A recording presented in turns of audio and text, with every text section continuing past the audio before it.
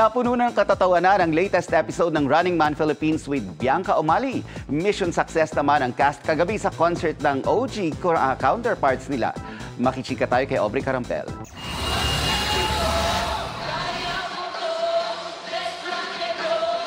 One proud moment para sa Running Man Philippines cast ang makapag-perform as opening act sa Run to You Running Man Live in Manila sa MOA Arena kagabi. Full of energy ang Pinoy runners sa kanilang P-pop medley. Si Buboy kinanta ang Lola Amor hit na Raining in Manila.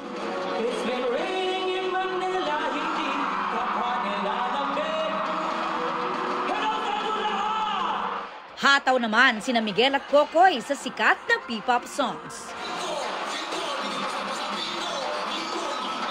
Si Boss G naman may song and dance number. Habang may energetic song and dance number sina Lexi at Angel. Dream come true raw para sa runners na maging bahagi ng concert ng kanilang Korean counterpart at makapag-perform live para sa libo-libong Running Man fans. Shout out dun sa fans ng Running Man OG, Tama, yung mga Pinoy fans kasi napaka-engaged nila. Grabe yung energy. Na-appreciate namin. Kung gano'n kami kakaba sa performance po namin. Ang OG runners na sina Yoo Jae-sok, Haha, Yang Se-chan, Ji Seok-jin, Song Ji-hyo at Kim Jong-kook binuksan ang kanilang fan meet and concert by singing Spring Day ng BTS. Masaya raw silang muling makabalik sa bansa at na-miss daw nila ang fellow fans. Ako siya! Mahal kita! Salamat po! Magatay kami! Salamat po! Philippines, I love you!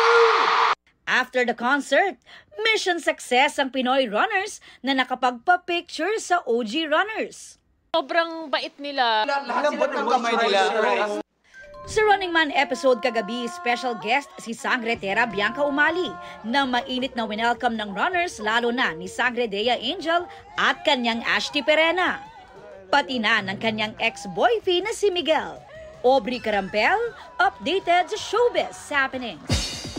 Mga kapuso, maging updated sa Showbiz Happenings anumang oras. Mag-subscribe sa GMA Integrated News sa YouTube. At para sa mga kapuso abroad, bisitahin ang GMA Pinoy TV at www.gmanews.tv.